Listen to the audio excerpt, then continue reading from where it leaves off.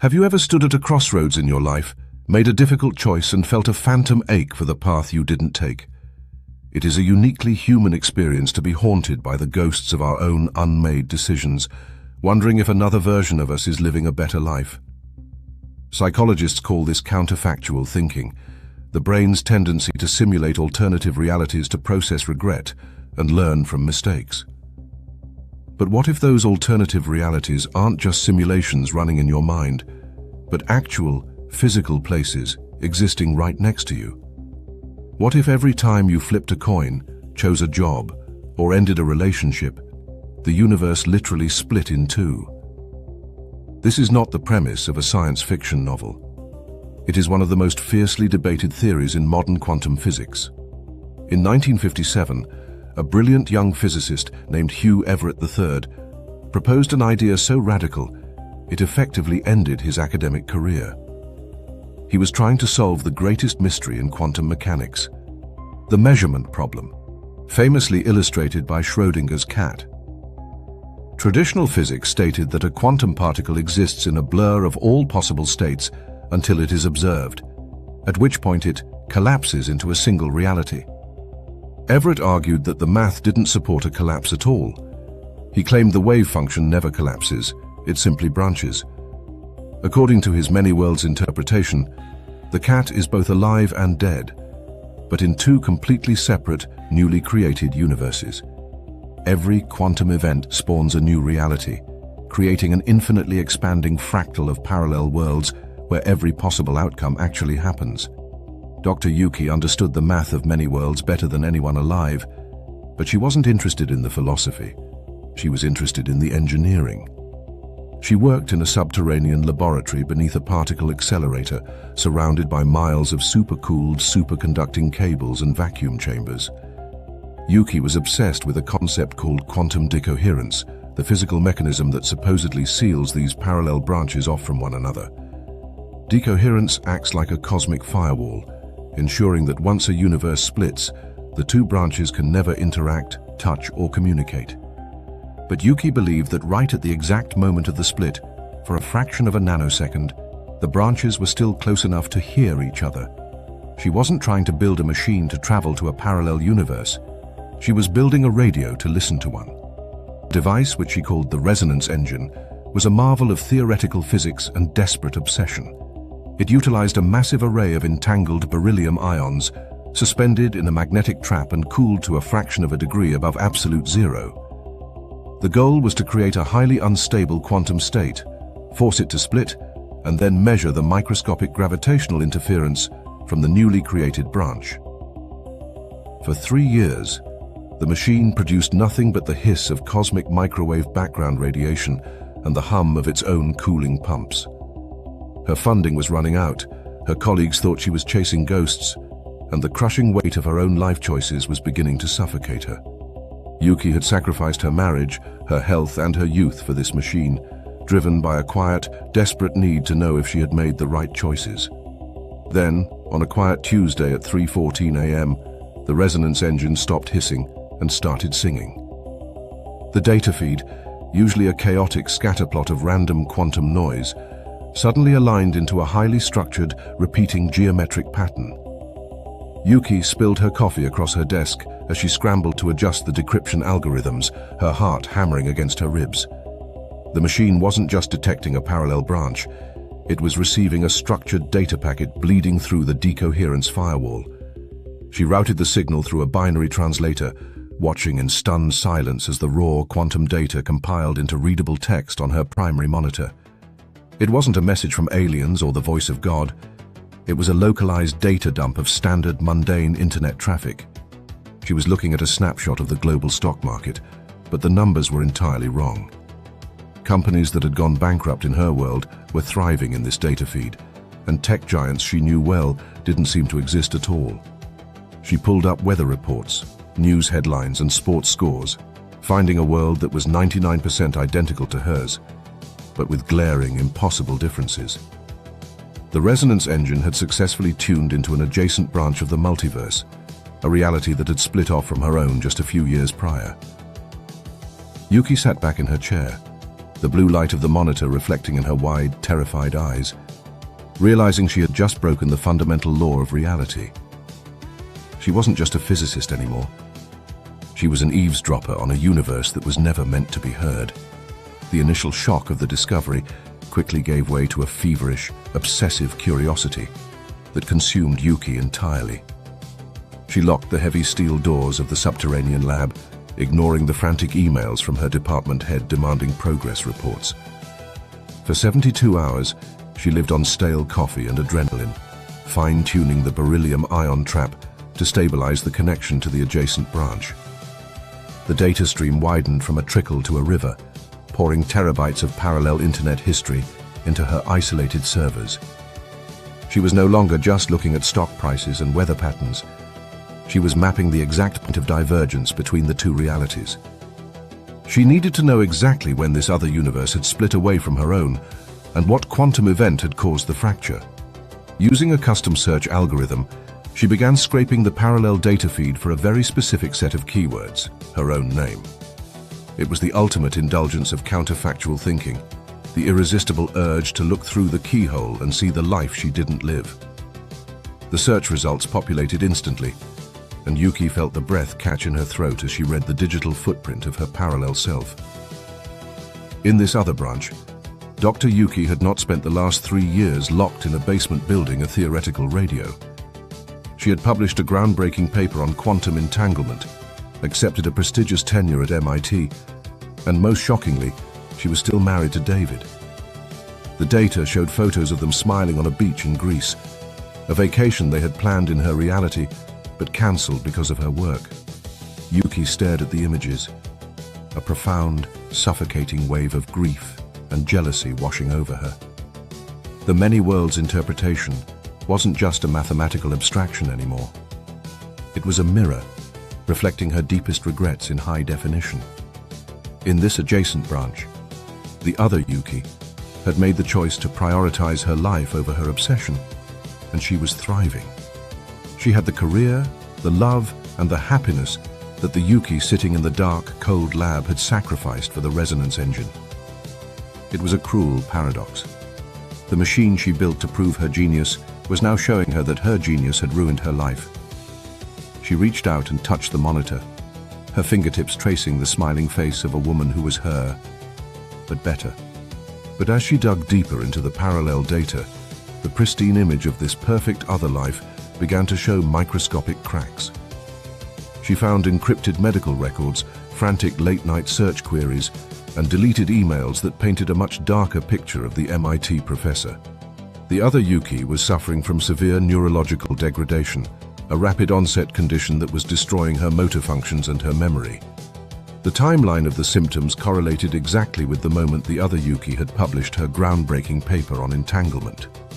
It was as if the universe was demanding a toll for her success, balancing the equation of her happiness with a devastating physical cost. Yuki realized with a cold dread that the other branch wasn't a utopia. It was a tragedy playing out in slow motion. Suddenly, the steady hum of the resonance engine spiked into a harsh, grinding whine, and the temperature in the lab plummeted. The data feed on her monitor began to stutter and tear, the text replacing itself with strings of chaotic, corrupted code. The beryllium ions in the magnetic trap were vibrating violently, losing their delicate quantum superposition and threatening to collapse the connection. Yuki frantically typed commands into the console, trying to stabilize the magnetic field and prevent the decoherence firewall from slamming shut. She watched the power gauge's red line, knowing that if the connection broke now, she might never be able to find this specific branch again. The machine was drawing massive amounts of power, dimming the lights in the lab as it fought to keep the quantum window open. Just as the system was about to crash, the chaotic, scrolling code on the monitor suddenly stopped, freezing on a single blank screen. A blinking cursor appeared in the top left corner, pulsing with a slow, deliberate rhythm that made Yuki's blood run cold. This wasn't a passive data scrape anymore. The connection had become bidirectional, and something on the other side was aware of her presence. The cursor moved, typing out a single line of text in stark white letters against the black background. The message didn't come from an alien intelligence or a random quantum fluctuation. It came from the MIT professor, the dying woman in the parallel branch. The text read, "Stop looking at me. Every time you observe this branch, you are collapsing my reality." Yuki stared at the blinking cursor, the words, "collapsing my reality," echoing in her mind like a death sentence. In quantum mechanics, the observer effect dictates that the mere act of measuring a particle changes its state, forcing it to choose a definitive reality. She had always understood this as a microscopic phenomenon, something that only affected photons and electrons in a vacuum chamber. But the message on the screen implied something infinitely more terrifying. Her observation was acting on a macroscopic scale, affecting an entire universe. By forcing the resonance engine to look at the adjacent branch, she wasn't just reading data, she was forcing their two realities to interact. And because her universe was the one doing the measuring, it was forcing the other universe to conform to its physical laws, effectively crushing it. Her hands shook as she typed a response into the console, the mechanical clatter of the keyboard sounding unnaturally loud in the silent lab. "Who is this? How are you communicating with me?" she typed, her scientific skepticism warring with the impossible reality in front of her. The reply came almost instantly, the text appearing on the screen with a frantic, desperate speed. "I am you, from the branch where we didn't build the machine. I am using the entanglement data from my research to piggyback on your signal." The other Yuki explained that her neurological degradation wasn't a disease. It was the physical manifestation of quantum decoherence tearing her reality apart. Every time the resonance engine pulled data, it ripped microscopic holes in the fabric of her universe, causing localized physical breakdowns. "You have to turn it off," the text pleaded, the words carrying the weight of a woman who was literally dissolving into quantum static. "My world is becoming unstable. Buildings are shifting, memories are rewriting themselves. People are just disappearing." Yuki felt a cold sweat break out across her forehead as she realized the true horror of her invention. She hadn't built a radio to listen to the multiverse. She had built a weapon of mass quantum destruction. Her obsession with finding out if she had made the right choices was actively murdering the version of herself that actually had. The ultimate scientific paradox stared her in the face. To prove the many worlds theory was real, she had to destroy the evidence. Yuki's finger hovered over the main power kill switch, the heavy red button that would sever the connection and save the other branch. But the scientist in her, the obsessive-driven woman who had sacrificed everything for this moment, hesitated. If she turned the machine off now, she would have no proof, no data to publish, and her life's work would be dismissed as a delusion. She would go back to being a failed physicist in a dark basement, alone, and drowning in the regret of her own choices. "If I turn it off, the decoherence firewall will seal permanently," Yuki typed back, her heart breaking as she sent the message. "I will never be able to reach you again. I will never know for sure." The cursor blinked for a long, agonizing minute, the silence stretching out between two universes separated by a fraction of a nanosecond. When the reply finally came, it wasn't a plea for mercy, but a cold, hard statement of scientific fact. "You already know for sure. You have the data, but you are letting your ego override the math." The other Yuki knew exactly how to hurt her, because they shared the same flaws, the same stubborn pride, and the same desperate need to be right. "If you keep the machine on, you will kill me, and you will kill David, and you will destroy an entire branch of reality just to satisfy your curiosity." The words hit Yuki like a physical blow, shattering the illusion that she was an impartial observer conducting a harmless experiment. She looked at the power gauges, watching the energy draw spike as the resonance engine fought to maintain the unnatural bridge between the worlds. The beryllium ions were screaming, the magnetic containment field was failing, and the lab was filled with the smell of ozone and burning copper. She had to make a choice, a definitive macroscopic decision that would collapse the wave function of her own morality. She could be the scientist who proved the multiverse existed, or she could be the human being who saved it. Yuki closed her eyes took a deep, shuddering breath, and slammed her hand down on the red kill switch. The heavy thud of the breakers tripping echoed through the lab, and the monitors instantly went black. The silence that followed the shutdown of the resonance engine was absolute, a heavy, suffocating quiet that pressed against Yuki's eardrums. The massive cooling pumps spun down, the magnetic containment field dissipated, and the beryllium ions returned to their mundane, unentangled state. She sat in the dark, the only light coming from the emergency exit sign, feeling the crushing weight of what she had just done. She had touched the face of God, peered into the infinite fractal of the multiverse, and then deliberately blinded herself to save a ghost. The data was gone, the connection was severed, and the decoherence firewall had slammed shut, locking her in her own reality forever. She was alone again, left with nothing but the memory of a life she didn't live, and the knowledge that she had destroyed her only proof. For hours, Yuki didn't move, paralyzed by the profound, existential grief of a scientist who has willingly destroyed her life's work. She thought about the other Yuki, the MIT professor, who was hopefully now safe, her reality stabilizing as the destructive observation ceased. She wondered if David was still with her in that branch, if they were still planning that trip to Greece, oblivious to how close they had come to annihilation. The psychology of regret is a powerful force, but Yuki realized that the many worlds interpretation offered a strange, cold comfort. If every possible outcome happens, then somewhere in the infinite expanse of the multiverse, there is a version of you that got it right. You don't have to carry the burden of every mistake, because another you is carrying the success. Just as she finally gathered the strength to stand up and leave the subterranean lab, a single sharp beep echoed through the room. Yuki froze, her eyes darting to the primary monitor, which had suddenly flickered back to life, glowing with a faint, pale light. The resonance engine was completely powered down, physically disconnected from the main grid, making it impossible for it to receive a signal. Yet there on the screen, a small progress bar was slowly filling, indicating an incoming data packet that had been caught in the system's buffer. It was a delayed transmission, a final echo from the adjacent branch that had managed to slip through the firewall just before it closed. Yuki approached the monitor slowly, her heart pounding, terrified of what this final message from the void might contain.